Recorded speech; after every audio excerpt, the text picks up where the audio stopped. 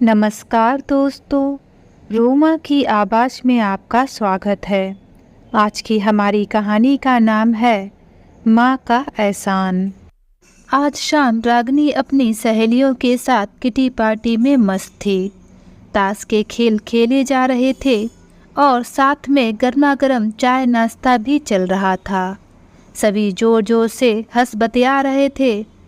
तभी रागनी की सास विद्या जी लाठी की आवाज़ करती हुई हॉल में आती हैं और रागनी से पूछती हैं, रागनी बेटा, मेरी दवा नहीं मिल रही है, पता नहीं कहाँ रख दी है। बहुत देर से ढूंढ रही हूँ पर मिल ही नहीं रही है, तुम्हें पता है क्या? तभी रागनी की सहेलियाँ रागनी पर तंज कसते हुए बोलती हैं, क्या यार रागनी, तुम्हारी सास तो दिन ब दिन कमज़ोर ही होती जा रही हैं। क्या तुम इनका ढंग से ख्याल नहीं रखती हो? और सभी जोर से खिलखिलाकर हंस पड़ती हैं। तभी रागनी गुस्से में बोलती है, अरे बुढ़िया, मरती भी तो नहीं है, कल मर रही हो तो आज ही मर जाए मेरी बला से। रागनी की बात सुनकर विद्या जी की आंखों में आंसू आ जाते हैं। रागनी अपनी सहेलियों पर हंसते हुए बोलती है, अगर तुम लोगों को इतनी चिंता हो रही है इनकी तो ले जाओ अपने घर। ये बुढ़िया काम की ना काज की, दुश्मन अनाज की। जब देखो हम लोगों को परेशान ही करती रहती है, मरती भी तो नहीं है। विद्या जी रागनी की ऐसी तीर समान बातों को सुनकर उल्टे पांव लौट आती हैं और कमरे में आकर जोर जोर से रोने लगती हैं और भगवान से बोलती हैं, हे भगवान, ये बुढ़ापा किसी को ना दे, किसी को भी इतना मजबूर ना बनाओ कि उसे इस तरह जीना पड़े। 80 वर्षीय विद्या जी अपने घर में ही अपमान का घूंट पीकर रह रही थीं। बहू तो बहू, पोता पोती भी उनका अपमान करने से ना चूकते। विद्या जी बहू और पोता पोती से दो प्रेम के बोल सुनने को ही तरस गईं। दिन भर किसी कबाड़ की तरह एक कमरे में पड़ी रहती। एक बार तो हद ही हो गई। विद्या जी कमरे में बैठे बैठे बोर हो गई थीं, तो अपने कमरे से बाहर निकलकर हॉल में पड़े सोफे पर बैठ गईं ताकि अपने बच्चों को आते जाते देख सकें। लेकिन तभी उनकी पोती सोनाली आई और बोली, दादी आप यहाँ से हटिए और अपने कमरे में जाइए। विद्या जी बोली, क्यों बेटा, कोई दिक्कत है क्या?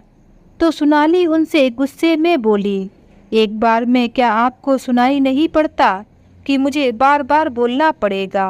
मैंने बोला ना कि आप कमरे में जाइए, मेरी कुछ सहेलियां मुझसे मिलने आ रही हैं। अपनी पोती सोनाली की बात सुनकर विद्या जी बोलती हैं, तो बेटा हॉल में तो काफ़ी जगह है, मैं तो सिर्फ इतनी ही जगह पर बैठी हूँ, तुम्हारी सहेलियां तो आराम से बैठ जाएंगी। तभी सोनाली उनसे जोर जोर से चिल्लाने लगती है। उसकी चिल्लाने की आवाज़ सुनकर रागनी भी कमरे से बाहर आ जाती है और सोनाली से पूछती है, बेटा तुम इतनी जोर जोर से क्यों चिल्ला रही हो? क्या कोई परेशानी है? देखो ना मम्मी, दादी अपने कमरे में नहीं जा रही, अभी मेरी सहेलियां आने ही वाली हैं और मैं नहीं चाहती कि वे इनसे मिलें। एक तो ना तो इनको बोलने की तमीज़ है और ना ही खाने की, बाद में सारी सहेलियां मेरा मजाक उड़ाएंगी। तभी रागनी अपनी सास विद्या जी से बोली, क्यों हमारी बेइज्जती कराने में तुली रहती हैं हर वक्त? 80 वर्ष की हो गई है, एक पैर कब्र में लटका है लेकिन अकल तो अभी भी नहीं है। और इतनी बार तुम्हारे पापा से भी बोल चुकी हूँ कि इनको किसी वृद्धा आश्रम में डाल दो, लेकिन उनको तो किसी की सुननी ही नहीं है। पता नहीं कब इस बुढ़िया से हमारा पिंड छूटेगा। अब बैठी बैठी यहाँ क्या कर रही हो? और रागनी विद्या जी का हाथ पकड़कर उन्हें उनके कमरे में ले जाती है।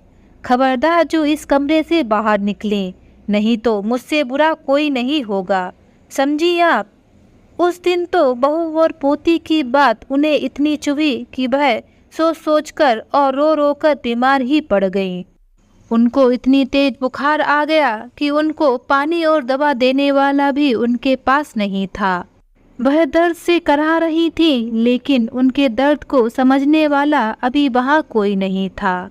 अपने ईश्वर से वो पल पल मौत की मांग करती, लेकिन भगवान भी उनकी नहीं सुनते। दर्द से कराती हुई वह अपने पुराने दिनों को याद करने लगती हैं कि कितने आराम से वह अपने पति मोहन जी के साथ जीवन व्यतीत कर रही थीं। उन्हें उनके पति पलकों पर बैठाकर रखते थे। उनको उनके सास ससुर भी बेटी की तरह मानते थे। मोहन जी अपने माता पिता के अकेले ही संतान थे। विद्या जी कभी भी कोई फरमाइश करती तो उनकी हर फरमाइश झट से पूरी हो जाती। प्यार से भरा हंसता खेलता परिवार था। शादी के 1 साल बाद ही एक सड़क दुर्घटना में उनके सास ससुर की मृत्यु हो गई। अभी विद्या जी को यह सदमा लगा ही था कि उनके माता पिता तुल सास ससुर की मृत्यु हो गई, लेकिन किस्मत को तो अभी और भी भीषण दुख देने थे। अभी सास ससुर की मृत्यु को 1 साल भी नहीं हुए थे कि विद्या जी के पति मोहन जी का रंजिश के चलते कत्ल कर दिया गया और उनके सास ससुर और पति की सारी संपत्ति को भी हड़प लिया। अब तो विद्या जी पर दुखों का पहाड़ ही टूट पड़ा। साथ ही विद्या जी को यह पता चला कि वह गर्भवती भी है। अब तो विद्या जी को समझ में नहीं आ रहा था कि वह क्या करें, क्योंकि मायके में भी उनके माता पिता बचपन में ही स्वर्ग सितार गए थे और वे अपने माता पिता की अकेली पुत्री थीं। उनका पालन पोषण उनके ताऊ जी और ताई जी ने बड़ी ही दिक्कतों के साथ किया था, क्योंकि वह लोग बहुत गरीब थे।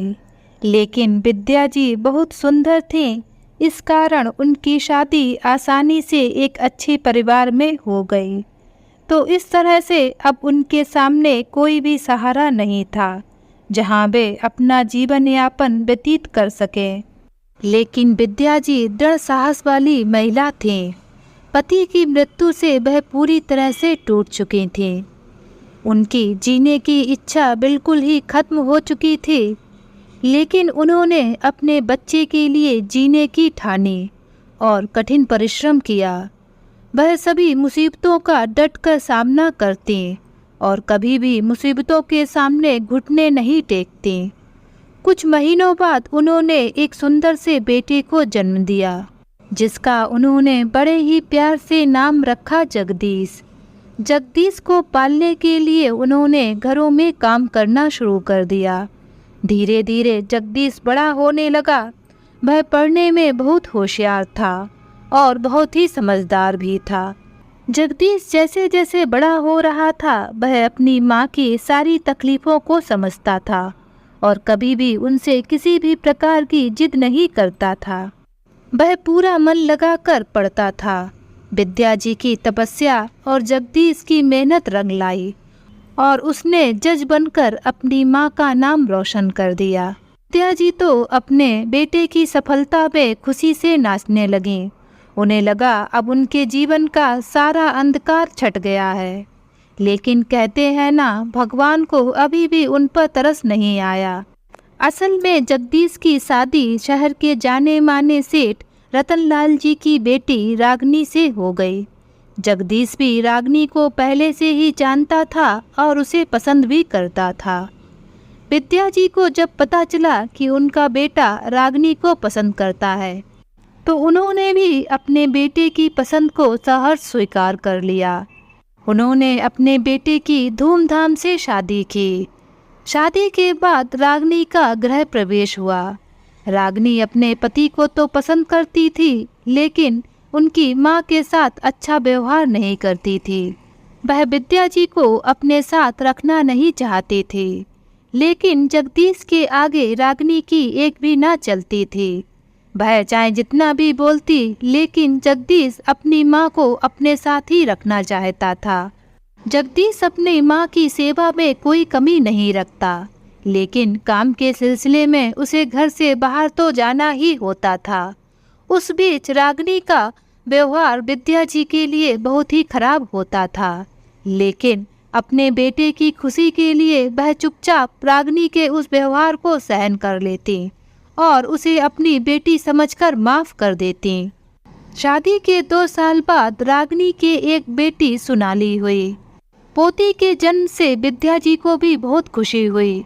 विद्या जी जब भी अपनी पोती को खिलाने की कोशिश करती तो रागिनी उन्हें दूर कर देती और बोलती, मेरी बेटी से आप दूर ही रहा करिए। धीरे धीरे समय बीतने लगा। रागिनी का व्यवहार अपनी सासू माँ के लिए और भी बदतर होता गया। रागिनी की बेटी जब 3 साल की हो गई तो उसने एक बेटे को जन्म दिया। बेटे का नाम उसने सूरज रखा। धीरे धीरे सूरज भी बड़ा होने लगा। रागिनी ने अपने दोनों बच्चों के मन में अपनी दादी के लिए घृणा ही भर दी। बच्चे भी अपने दादी से दूर रहते और जैसे जैसे बड़े होने लगे अपनी दादी से उल्टा सीधा बोलने लगे। रागिनी ने कभी भी अपने बच्चों में रिश्तों की मर्यादा तो सिखाई ही नहीं थी। वह भी तो यही चाहती थी कि उसके बच्चे उसकी सासू माँ से दूर रहें। विद्या जी बेचारी चुपचाप सब झेलती रहीं। अपने बेटे से वो कुछ ना बोलती, लेकिन जगदीश को धीरे धीरे सब समझ आने लगा कि रागिनी उसकी माँ से अच्छे से व्यवहार नहीं करती है, लेकिन वह अपनी माँ से अलग नहीं होना चाहता था। वह रागिनी को बार बार समझाता कि वह उनके साथ अच्छा व्यवहार नहीं कर रही है, लेकिन रागिनी अपने आगे किसी की भी न सुनती। वह तो अपने ही मत में चूर रहने वाली महिला थी। अब तो बच्चे भी बड़े हो गए थे। सोनाली 15 साल की हो गई थी, लड़का भी 12 साल का हो गया था, लेकिन रागिनी के व्यवहार में बिल्कुल भी अंतर नहीं आया था। उसका तो व्यवहार विद्या जी के साथ और भी ज़्यादा खराब होता जा रहा था। समय के साथ विद्या जी और कमज़ोर होती गईं। अब तो उनकी आयु 80 वर्ष की हो गई थी, लेकिन रागिनी को अब भी उनके ऊपर तरस नहीं आता। बच्चे भी अपनी दादी से ढंग से बात नहीं करते। अब तो विद्या जी का संयम भी टूटता जा रहा था। तभी बाहर से खटपट की आवाज़ आती है। विद्या जी अपने सोच के बहर से बाहर आती है। विद्या जी अपने शरीर के दर्द से फिर से कराने लगती हैं। अभी रात के 9 ही बजे थे। विद्या जी दर्द से करा रही थी। उसी समय उनके बेटे जगदीश का घर में आना होता है। जगदीश किसी जरूरी काम से अभी अपने फ़ोन पर किसी से बात कर ही रहा होता है और जैसे ही वह अपने माँ जी के कमरे के बाहर से निकलता है तो उसे अपनी माँ की कराहने की आवाज़ सुनाई देती है।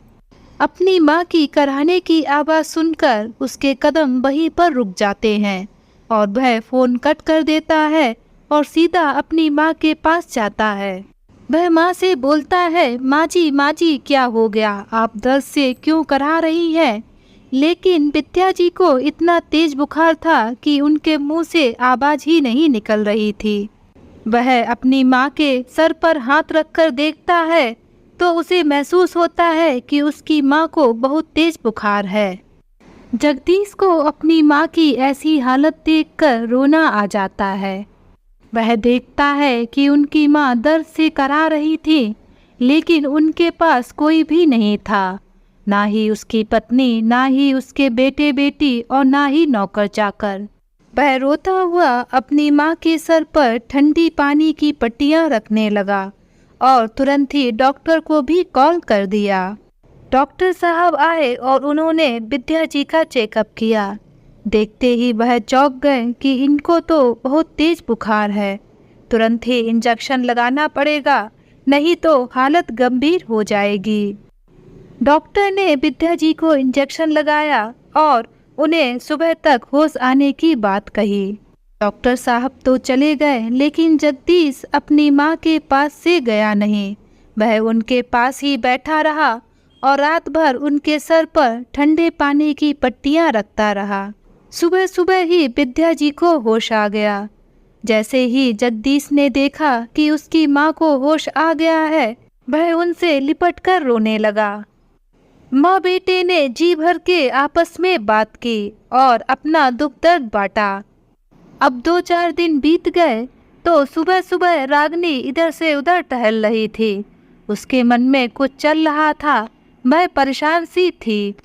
उसे समझ में नहीं आ रहा था कि वह क्या करे। सुबह से शाम हो गई, लेकिन रागिनी अभी भी इधर से उधर टहल रही थी। उसे यह समझ में नहीं आ रहा था कि वह इस समस्या से कैसे निकले।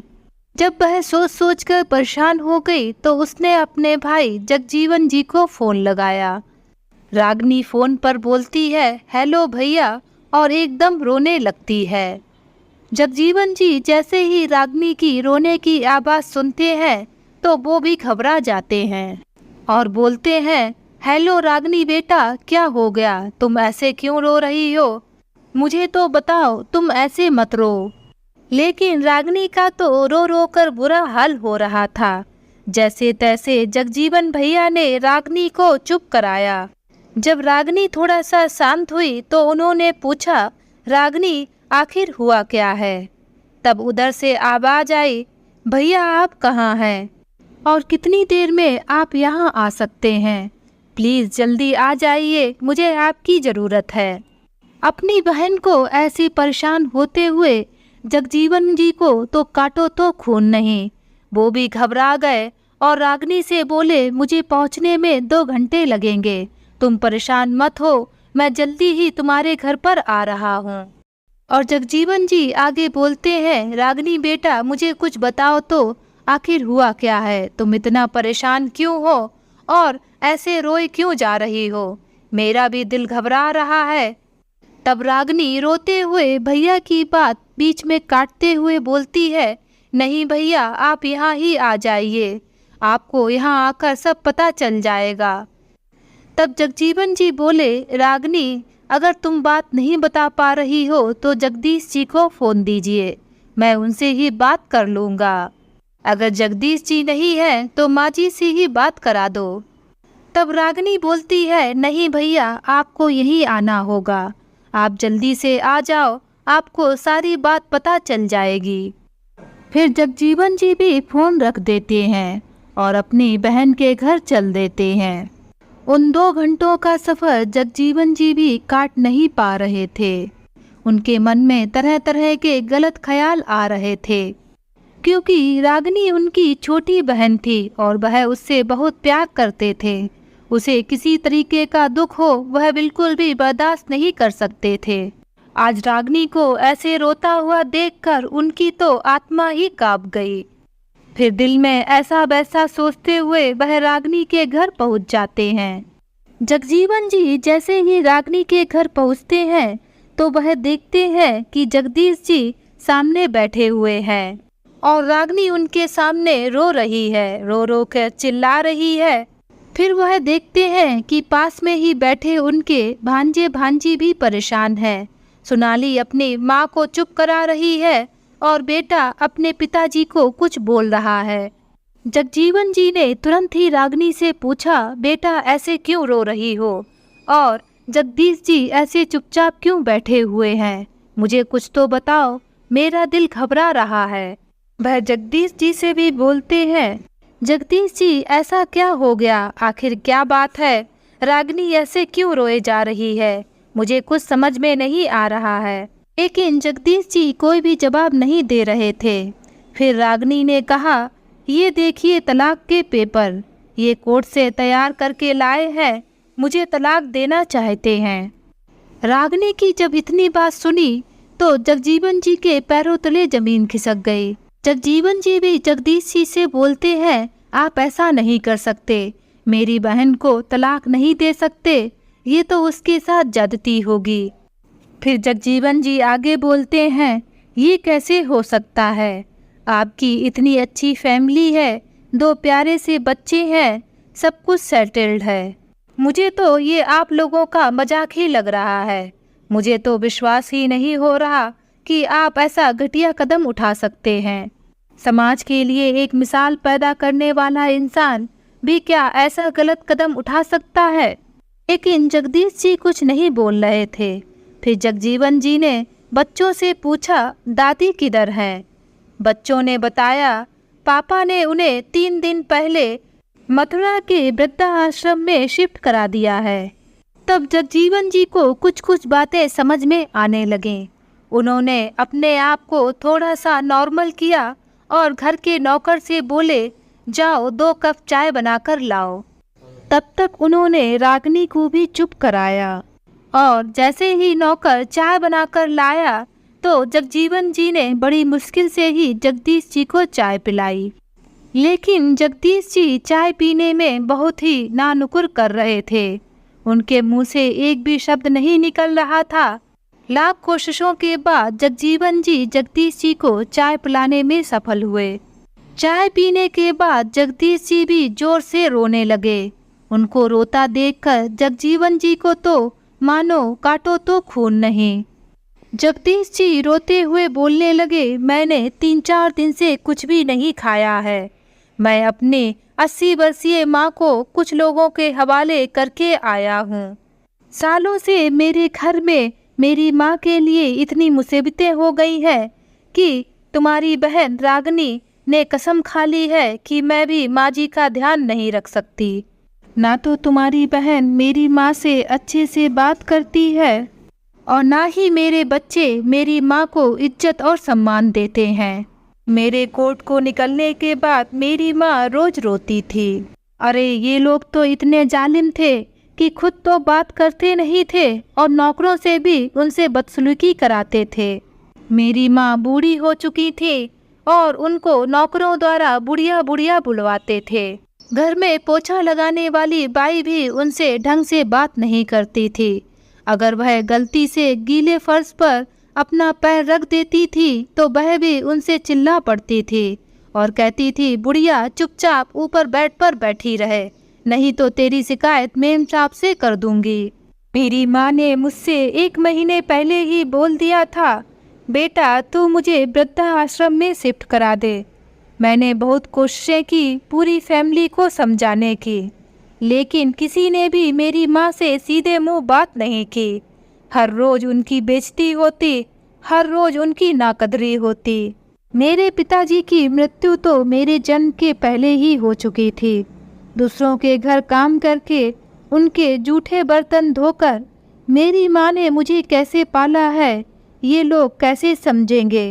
बड़ी मुसीबतों से उन्होंने मुझे पढ़ाया, मुझे इस काबिल बनाया कि आज मैं जज हूँ। लोग बताते हैं माँ कभी दूसरों के घर काम करने वक्त भी मुझे अकेला नहीं छोड़ती थी। उस माँ को मैं आज वृद्धाश्रम में छोड़कर आया हूँ। पिछले 3-4 दिनों से मैं अपनी माँ के एक एक दुख को याद करके तड़प रहा हूँ, जो उसने केवल मेरे लिए ही उठाए थे। मुझे आज भी अच्छे से याद है जब मेरी कक्षा 12 की परीक्षा होने वाली थी। माँ मेरे साथ रात रात भर बैठी रहती थी। एक बार माँ को बहुत तेज बुखार आया था। मैं तब स्कूल से आया ही था। उसका शरीर गर्म था और वह दर्द से कराह रही थी। मैंने कहा, माँ तुम्हें तो फीवर है, लेकिन वह हंसते हुए बोली, अभी खाना बना रही थी इसीलिए मेरा शरीर गर्म है। लेकिन कुछ दिन पहले मेरी माँ बुखार से तप रही थी, लेकिन रागिनी तो उनसे दूर ही रहती है। मेरे बच्चे भी उनसे दूर कर दिए। वह दर्द से तड़पती रही, लेकिन एक बार भी उन्होंने जाकर नहीं पूछा कि वे कैसी हैं। ये तो अच्छा हुआ कि उस दिन मैं घर थोड़ा जल्दी आ गया, नहीं तो मेरी माँ, ऐसा कहते हुए वो थोड़ा सा रुक गए और जोर जोर से रोने लगे। आगे रोते हुए बोलते हैं, लोगों से उधार मांगकर मुझे मुंबई विश्वविद्यालय में LLB तक करवाया। मुझे मेरी माँ ने ट्यूशन तक नहीं पढ़ाने दी कि कहीं मेरा टाइम खराब ना हो जाए। कहते कहते वह रोने लगे और बोले, जब ऐसी माँ के हम नहीं हो सके तो हम अपनी बीवी और बच्चों के क्या होंगे। अरे उस जैसी माँ के लिए जब आज मैं कुछ नहीं कर सका और ऐसे लोगों के हवाले कर आए जो उनकी आदत, उनकी बीमारी और उनके बारे में कुछ भी नहीं जानते। जब मैं ऐसी माँ के लिए कुछ नहीं कर सकता तो मैं किसी और के लिए भला क्या कर सकता हूँ। जगदीश जी रोते जा रहे थे और रोते रोते अपनी सारी पीड़ा बाहर निकालते जा रहे थे। जगजीवन जी भी उनकी बातें सुनकर सन्न रह गए थे, क्योंकि उन्हें भी अपनी बहन रागिनी के बारे में ये सारी बातें नहीं पता थीं, क्योंकि रागिनी भी उन्हें इस बारे में कुछ नहीं बताती थी और जगदीश जी भी कुछ नहीं बोले थे। विद्या जी ने तो कभी अपनी बात अपने बेटे से नहीं कही, तो इनसे तो कहना दूर की बात थी। जगजीवन जी को भी रागिनी के ऊपर बहुत ज़्यादा क्रोध आ रहा था। वह सोच रहे थे कि एक औरत होकर औरत की ही दुश्मन कैसे हो सकती है, और सबसे बड़ी बात कि एक माँ होने के बाद भी वह माँ के दर्द को क्यों नहीं समझ सकी। जगदीश जी आगे बोलते हैं कि मेरी पत्नी को अगर आज़ादी अगर इतनी प्यारी है और माँ इतनी बोझ लग रही है, तो मैं इसे पूरी तरह से आज़ादी देना चाहता हूँ। जब मैं बिना बाप के पल गया तो मेरे बच्चे भी बिना बाप के पल ही जाएंगे, इसलिए मैं रागिनी को तलाक देना चाहता हूँ। मैंने अपने जीवन भर की कमाई, अपनी सारी प्रॉपर्टी इन लोगों के हवाले कर दी है, और अब मैं भी उस वृद्धाश्रम में जाकर रहूँगा। कम से कम मैं अपनी माँ के साथ तो रह सकता हूँ, और अगर इतना सब कुछ करके माँ आश्रम में रहने के लिए मजबूर है, तो एक दिन मुझे भी आखिर जाना ही पड़ेगा। माँ के साथ रहते रहते आदत भी हो जाएगी, और माँ की तरह तकलीफ तो नहीं उठानी होगी, क्योंकि माँ का बेटा तो नहीं चाहता था कि वह वृद्धा आश्रम जाए, लेकिन मेरे बेटे बहू जरूर चाहेंगे कि मैं वृद्धा आश्रम जाऊं, क्योंकि रागिनी ने बीज ही ऐसे बोए हैं, तो मैं अभी ही क्यों नहीं चला जाता। जगदीश जी जितना बोल रहे थे उतना आंसू बहाए जा रहे थे। अब बातें करते करते रात के 11:30 बज गए। जगजीवन जी को अपनी बहन और अपने भांजे भांजी पर बहुत क्रोध आ रहा था। वह बोलना ही चाह रहे थे, लेकिन उन्होंने जैसे ही रागिनी के चेहरे की तरफ देखा तो रागिनी के चेहरे पर भी पश्चाताप के आंसू और गिलानी थी। फिर भी जगजीवन जी से रहा नहीं गया। उन्होंने रागिनी से कहा, आज तुमने मेरा सर शर्म से झुका दिया है। मेरे माता पिता ने तो हम दोनों में ऐसे संस्कार नहीं डाले थे जैसा तुमने यहाँ आकर किया। रागिनी आंसू बहाते हुए खड़ी हो जाती है और जगजीवन जी और जगदीश जी से माफ़ी मांगने लगती है। उसे अपने किए पर बहुत शर्मिंदगी हो रही थी। वह समझ नहीं पा रही थी कि अब सब कैसे ठीक करे। उसने अपने पति के पैरों में गिरकर माफ़ी मांगी। मुझे माफ़ कर दीजिए, मुझे अपनी गलती का एहसास है। लेकिन जगदीश जी कुछ भी नहीं बोल रहे थे। लेकिन वहाँ पर जगजीवन जी समझ गए थे कि उन्हें अब क्या करना है। उन्होंने तुरंत ड्राइवर से कहा कि अभी के अभी गाड़ी निकालो। ड्राइवर ने जैसे ही गाड़ी निकाली तो जगजीवन जी जगदीश जी को लेकर उस गाड़ी में बैठ गए। साथ ही रागिनी और बच्चे भी बैठ गए और ड्राइवर से बोले कि मथुरा वृद्धा आश्रम चलो। रास्ते में कोई भी किसी से बात नहीं कर रहा था। गाड़ी में बिल्कुल सन्नाटा पसरा हुआ था, बस आंसुओं की धारा बही जा रही थी। रागिनी अपने पति के चेहरे को देख देख कर रोए जा रही थी। लगभग 2 घंटे बाद वह मथुरा के वृद्धाश्रम में पहुंचते हैं। बहुत ज़्यादा निवेदन करने के बाद गेट खुलता है। गेट कीपर उन्हें अंदर जाने से मना कर देता है। तब जगदीश जी बोलते हैं, भाई मुझे अंदर जाने दे, मेरी माँ है, मैं उनको लेने आया हूँ। तब गेट कीपर ने उनसे पूछा, आप लोग क्या करते हैं? तब जगजीवन जी ने कहा, मैं जज हूँ। उस चौकीदार ने बड़े ही आश्चर्य स्वर में कहा, जहाँ सारे सबूत सामने हैं तब तो आप अपनी माँ के साथ न्याय नहीं कर पाए, औरों के साथ क्या न्याय करते होगे साहब। गेट कीपर की ऐसी बात सुनकर जगदीश जी तो अंदर से बिल्कुल टूट गए और रोते हुए जमीन पर गिर पड़े और गेट कीपर से बोले, हाँ भाई तुम बिल्कुल सही बोल रहे हो। मैं बेटा होने के नाम पर कलंक हूँ। मैं अपनी माँ का अच्छे से ख्याल नहीं रख पाया, मुझे तो ईश्वर भी माफ़ नहीं करेगा। ऐसा कहते हुए वह जोर से रोने लगे। तब जगजीवन जी ने उन्हें सहारा देते हुए चुप कराया। तब गेट कीपर ने सभी को वहां रोक दिया और खुद अंदर चला गया। उसके बाद अंदर से एक आदमी आया। जो कि वहाँ का वार्डन था। वह बड़े कड़क स्वर में बोला, रात के 3 बजे आप लोग उन्हें ले जाकर कहीं मार ना दें तो मैं अपने ईश्वर को क्या जवाब दूंगा। तब जगजीवन जी उससे बोले, आप विश्वास रखिए, ये लोग बहुत बड़े पश्चाताप में जी रहे हैं। अंत में बड़ी मुश्किल से उस वार्डन ने उन्हें अंदर जाने दिया और वो माँ जी के कमरे में गए। कमरे का जो नज़ारा था उसको कहने की स्थिति में कोई भी नहीं था। केवल एक फोटो जिसमें पूरी फैमिली थी और वो भी माँ जी के बगल में। वह फोटो को ऐसे अपने पास रखे थी जैसे किसी बच्चे को सुला रखा हो। माँ की आंखों से नींद कोसों दूर थी। हम लोगों को जैसे ही माँ ने देखा तो वो हड़बड़ा गई और फोटो को छुपा लिया कि कहीं ये लोग उनसे ये फोटो भी ना ले लें। लेकिन जब जगजीवन जी ने कहा हम लोग आपको लेने आए हैं तो पूरी फैमिली एक दूसरे को पकड़कर रोने लगी। विद्या जी और जगदीश जी आपस में गले लगकर ऐसे रो रहे थे जैसे जन्मों के बिछड़े हो।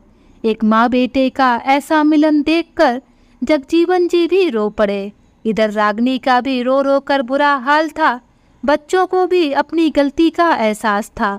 वो भी दादी माँ करके उनके चरणों में जा गिरे।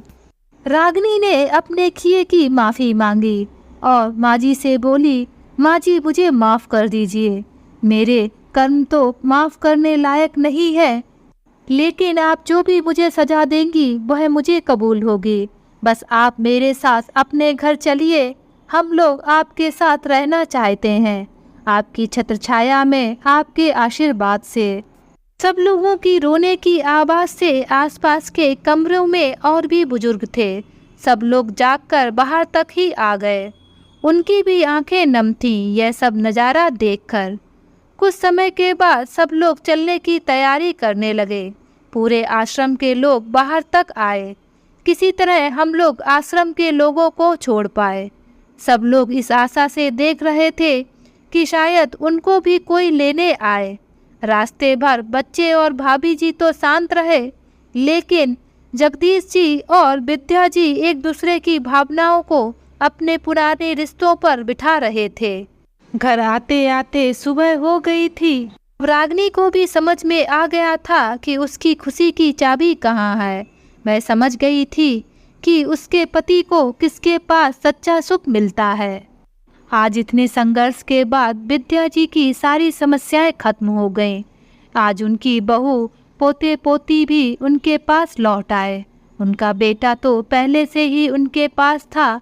अब पूरा परिवार हंसी खुशी उनके साथ रहने लगा। उनका खोया हुआ मान सम्मान फिर से उनको मिल गया। अब जगजीवन जी के भी आंखों में खुशी के आंसू थे।